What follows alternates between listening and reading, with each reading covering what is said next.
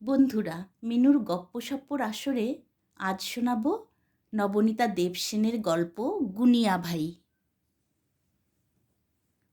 আমি মানুষ হয়েছি কোনো আয়া নয়, গুনিয়া ভাইয়ের কোলে। আমাকে অ আ লিখতে পড়তেও শিখিয়েছিল সেই, বাংলায় নয় উড়িয়ায়। গুনিয়া ভাই ছিল আমাদের ছোটদের একছত্র হিরো, সংসারের গৃহিণী এবং সচিব। তক্ক করিসনি বলছি তাতি বউ, 15 বলেছি, ওই 15, আর একটা পয়সাও নয়, ভদ্রলোকের এক কথা। মতি তাঁতনিরও এক কথা মা ঠাকরুন। দিম্মার চেয়ে আরেক কাঠি গলা তুলে চেঁচাচ্ছে তাঁতি বউ। বউ মানে সেও দিম্মার সমবয়সী হবে। নাকে সবুজ পাথরের নাকছাবি, পাকা চুলে তেল সিন্দুর, লাল পাড় কাপড়ে দিব্যি সেজে গুজে আসে। ওই যা বলে দিয়েছি তাই, 5 টাকা জোড়া হিসেবে খোকার 2 জোড়া ধুতি আর খুকির কাপড়খানা 3 টাকা 12 আনা, ব্যাস। পাই পয়সাও আর কম হবে নি। হ্যাঁ, মহা উৎসাহে আমরা নাতিরা সব দালানে ভিড় করে ঝগড়া দেখছি। মনে মনে সবাই হিসেব কষে ফেলেছি, বুঝে গেছি যেমন আমাদের দিম্মাটি অঙ্কে ওস্তাদ, তেমনি তাঁতি বউ। কিন্তু দিম্মার সামনে মুখ খুলব এত দুঃসাহস কারুর নেই। এমন সময়ে খুন্তি হাতে, গামছা কাঁধে, এক টোপলা পান ঠাসা গালে, ফর্সা দুটিটি হাঁটু পর্যন্ত গুটিয়ে, ধবধবে রোগা পিঠে, মাজা পৈতেটি ঝলমলিয়ে গুনিয়া ভাইয়ের আবির্ভাব হলো রান্নাঘর থেকে। লাল টুকটুকে ঠোঁটে একগাল হেসে বলল, কি হয়েছে, কি হাইলা, কি কার হলা, এতে পাটি করুচকাই কি মতি দিদি। 4 আনা বাদ দিতে চাইছে কর্তামা। তাঁতি বউ বলে, 4 আনা কেন, পাই পয়সাও ছাড়বুনি। বাবা, বাজারে আগুন নেগেছে। আচ্ছা আচ্ছা, সবু হেবে। 5 টঙ্কা 4 আনা কিরি 2 জোড়া ধুতি, ଆଉ 3 ଟଙ୍କା 12 ଆନା ଗୁଟେ ଶାଢ଼ୀ, ବେଶ। ତମକୁ କର୍ତ୍ତାମା କେତେ ଦେଉଛି? ପୁରା 15? ଆଚ୍ଛା, ମୁଁ ଦେଖୁଛି, କିଛି ଚିନ୍ତା ନାହିଁ, ମୁଁ ସବୁ ଠିକ করিদেবি। গজরাতে গজরাতে তাঁতিবু ততক্ষণে তার পুটলি বেঁধে ফেলেছে। ওদিকে দিম্মার তাকিয়ার নিচ থেকে গোল ঝকঝকে পেতলের টিফিন বাক্সটাও বেরিয়েছে। বাক্সটা খুলে দিম্মা ফর্সা কাপড়ে বাঁধা খুচরো টাকার পুটলিটা বের করলেন। একটা 10-এর নোট আর গুনে গুনে 5টা রূপোর টাকা গুনিয়া ভাইয়ের হাতে দিতে দিতে তাঁতি বউকে শাসালেন, তোর বড্ড আসপদ্দা হয়েছে তাঁতি বউ। 4 আনা পয়সার জন্যে পুরানো খদ্দের ছেড়ে দিচ্ছিস। আসিস পুজোর সময়, দেখব কে তোর কাপড় কেনে। আজই আমি অন্য তাঁতির ব্যবস্থা করছি, দাঁড়া। গুণনিধি ঠাকুর তাঁতি বউকে নিয়ে দালানের ওধারে গিয়ে বলে, এই নিও, ধুতি 2 জোড়া 10.5, ଆଉ ଶାଢ଼ୀ 3 ଟଙ୍କା 3 ସିକ୍କା, 14 ଟଙ୍କା 4 আনা, মিলিলা হিসাব। তাঁতি বউ গুনল, 5 5 10.5, 2 জোড়া ধুতি, 10.5 আর 3-এ 13.5, আরও 12 আনা মানে 3 সিকে, 13 টাকা আর 5 সিকেতে হলো মোট 14 টাকা 4 আনা। ঘাড় কাত করে হেসে তাঁতি বউ বলল, হ্যাঁ ঠাকুর, ঠিকই মিলেছে। তবে 3 সিক্কা ফেরত দে। দুবনে তো কি মেরে দেবো, মতির কাছে ওসব পাবেনি। তাতে বউ ঝনাত করে 3টে সিকি ফেলে দিলে মার্বেলের মেঝের উপরে। গুনিয়া ভাই কুড়িয়ে নিয়ে নিজেরটাকে গুজলো 2টো আর একটা এনে দিদিমাকে বলল, নিও, 4 আনা ঘুরাই কিরি আনুচি, ছড়া কম বদমাস, দিতেই চাহে না বলে দিম্মার 5 সাজার থালার উপর ঝন করে রাখলে সিকিটা। গুণনিধির গুণপনায় মুগ্ধ হয়ে দিম্মা বললেন, বাহ, আবার আরও 4 আনা? সেই 4 আনা তো ছাড়লেই, আবার আরও 4 আনা ফিরিয়ে দিলে, বলিস কি গুনো? ফোক লাগালে ভুবন মোহিনী হেসে দিম্মা বললেন, তুই সত্যি পারিস ও বাপু, তোর কাছে কেউ ট্যাফটি করতে পারে না। এই নে, এই 4 আনাটা তুই রেখে দে, তোকেই পান খেতে দিলুম। একগাল হেসে গুনিয়া দিম্মাকে বিরাট এক পেন্নাম ঠুকে সিকিটা তুলে নিয়ে রান্নাঘরে চলে গেল। বেড়ালের পিঠে ভাগের মতন মীমাংসার কায়দাটা আমরা ছোট্টরা সবাই দেখলেও কেউ কিচ্ছুই বললুম না। কেননা জানি ওই পয়সা থেকেই আমাদের নকুলদানা চিনে বাদামের সাপ্লাই আসবে। আর ওহ, যে অশান্তিটা হচ্ছিল সকাল থেকে! এই ব্যবস্থায় দিম্মার কথাও রইল, তাঁতি বইয়ের কথাও রইল, সবাই খুশি। এই হলো আমাদের গুনিয়া ভাইয়ের প্রধান গুণ। মুশকিল আসানের রুলে সত্যিই তার জুড়ি ছিল না। সারা পাড়ার ছোটদের একছত্র গার্জেন এই গুনিয়া। অমন একজন মুশকিল আসান ছিল বলেই বোধ হয় আমরা পড়তুমও নানা জাতের নিত্য নতুন মুশকিলে। রাস্তায় খেলতে খেলতে কোনো বাড়িতে ফুটবল পড়েছে, গাছ ভেঙেছে, রেগে উঠে তারা ফুটবলটা ছাড়ছে না। ডাকো গুনিয়া ভাইকে। সে গিয়ে হাতে পায়ে ধরে বুঝিয়ে সুঝিয়ে ছেলেদের হয়ে অনেকবার ক্ষমা চেয়ে ফুটবল ফেরত এনে দেবে। কোনো বাড়ির ছাদের এরিয়ালে ফার্স্ট ক্লাস একখানা ঘুড়ি আটকে আছে, তারা পাড়ার ছেলেদের পাত্তা দিচ্ছে না। গুনিয়া ভাই যাবে, ছাদে উঠে ট্যাঙ্কে চড়ে যেমন করে হোক ঘুড়িটা ঠিক ছাড়িয়ে আনবে ছেলেদের জন্যে।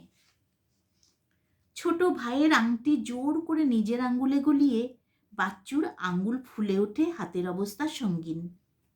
গুনিয়া ভাই ছুটল বাচ্চুকে নিয়ে শ্যাকরার বাড়িতে। তাদের যন্ত্রপাতি দিয়ে আংটিটাকে কাটিয়ে আঙ্গুলকে বিপদমুক্ত করতে বাচ্চুর মতো কৃতজ্ঞতায় আশীর্বাদ করে আংটিটাই গুনিয়াকে দিয়ে ফেললেন। বাদর নাচ দেখতে দেখতে হঠাৎ কি বাদুরের দুর্বুদ্ধি, বাদরিটা তেড়ে এসে কটাস করে কামড় বসিয়ে দিয়েছে মুন্টির পায়ের গোছে। বাড়ির বড়রা অফিসে, কি হবে এখন যদি ধনুষ্টঙ্কার হয়?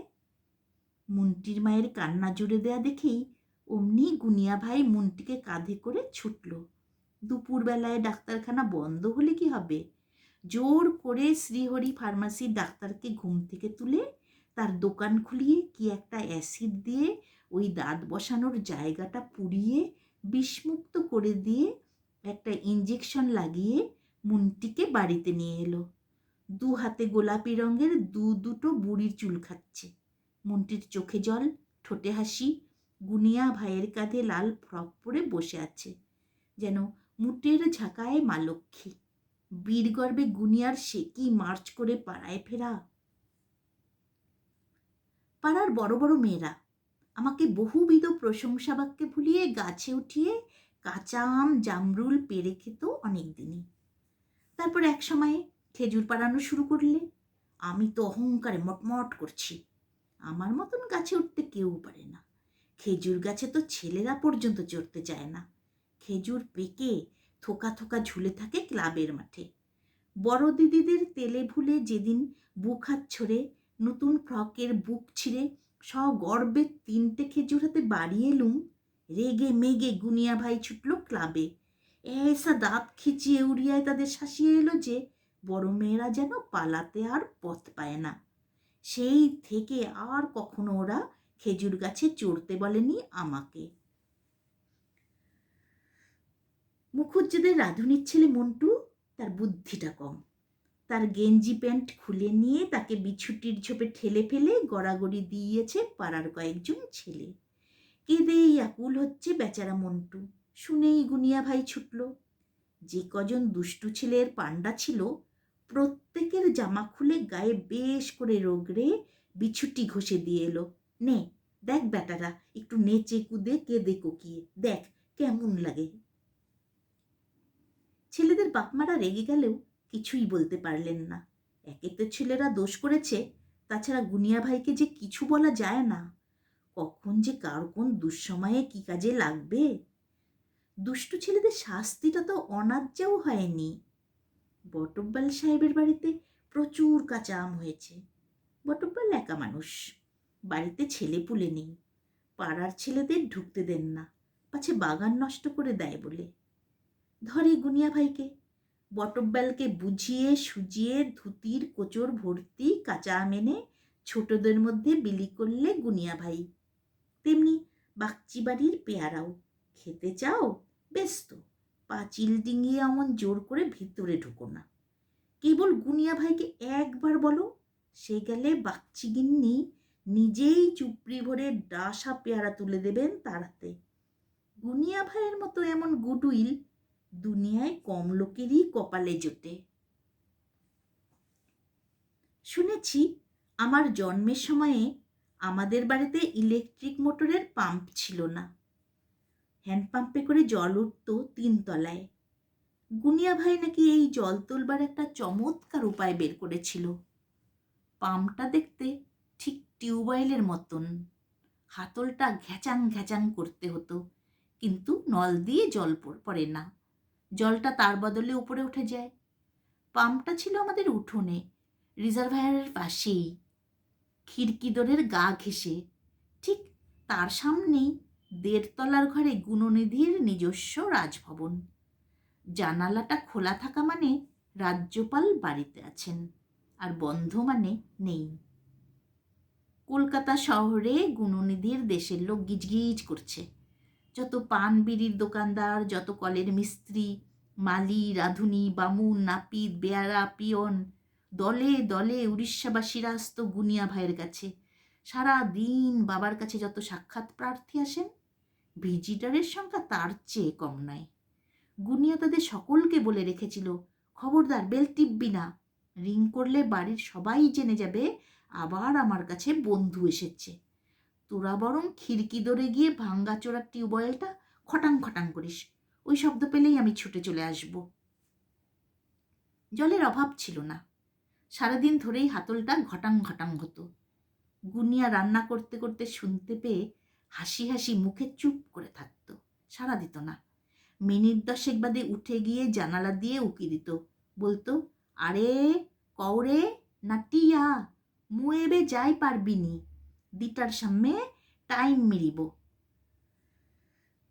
গুনিয়ার পরোপকারের নেশার জন্যে তার বাজারে খুব ধার ছিল। একজনের কাছ থেকে ধার নিয়ে আরেকজনের দান দেন করবার বিশ্রী স্বভাবটার জন্যে অনবরত মার কাছে বকুনি খেত গুণনিধি। এই জন্যে দিবা রাত্রি তার কাছে পাওনাদারের অশ্রান্ত আনাগোনা। কেউ আসে ধার চাইতে, কেউ বা আসে শোধ করতে। এই 2 রকম ভিজিটারদের দৌলতে গুনিয়ার স্পেশাল কলিং বেল সারাদিনই বাজত, আর 3 তলার ট্যাঙ্কে জল উপচে পড়ত। গুনিয়া অর্থলোভী ছিল না, কিন্তু যশে তার খুবই লোভ ছিল। মার ভাড়ার ঘর থেকে লুকিয়ে চালটা ডালটা সরিয়ে প্রায় দরাজ হাতে পাড়ার ডোমেস্টিক হেল্পারদের বেকার ভাতা সাপ্লাই করত সে। মা ধরে ফেলতে পারলেই স্মার্ট গুনিয়া ভাই একগাল হেসে শটান মাটিতে শুয়ে পড়ে যাত্রার ঢঙে মার 2 পা জড়িয়ে ধরত। তুমি তো মা অন্নপূর্ণা, কত বড় লোকদের অকারণে নেমন্তন্ন করে খাওয়াচ্ছ রোজ রোজ। না হয় 2টো দিন গরিবের পেটে 2 মুঠো অন্ন দিলেই ওদের আশীর্বাদে খুকু ভাইয়ের মঙ্গল হব মা। পাছার পাছার, উফ কি যন্ত্রণা!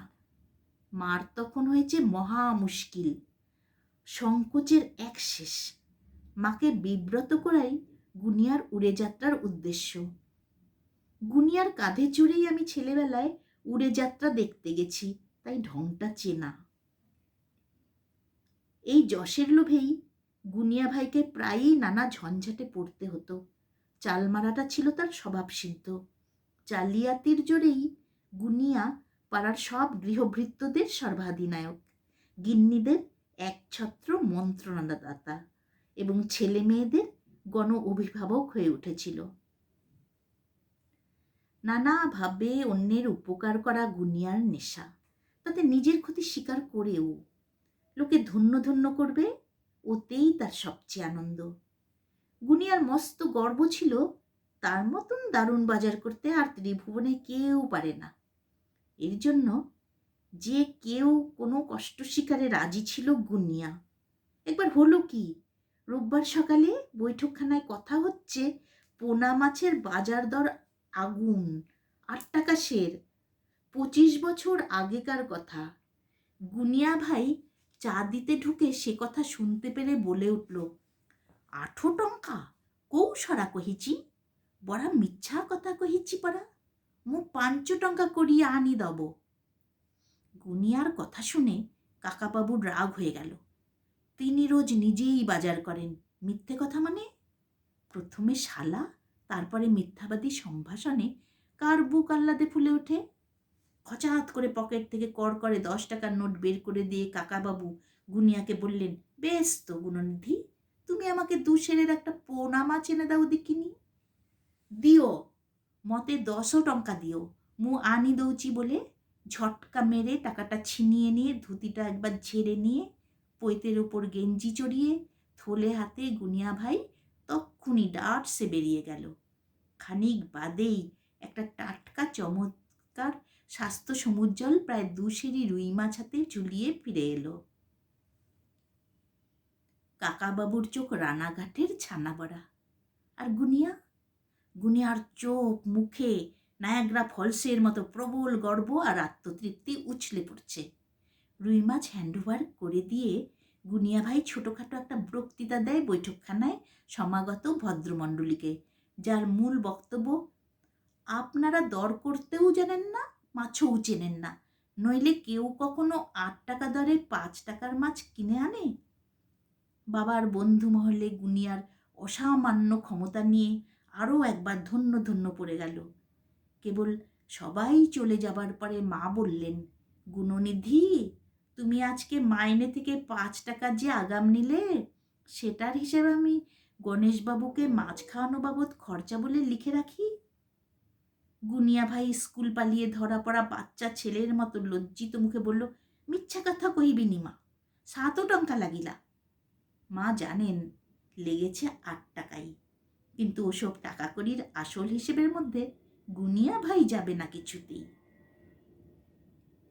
ওদিকে বাবা আরেক অসংসারী। এবার বাবাই বাঁধালেন ঝামেলা।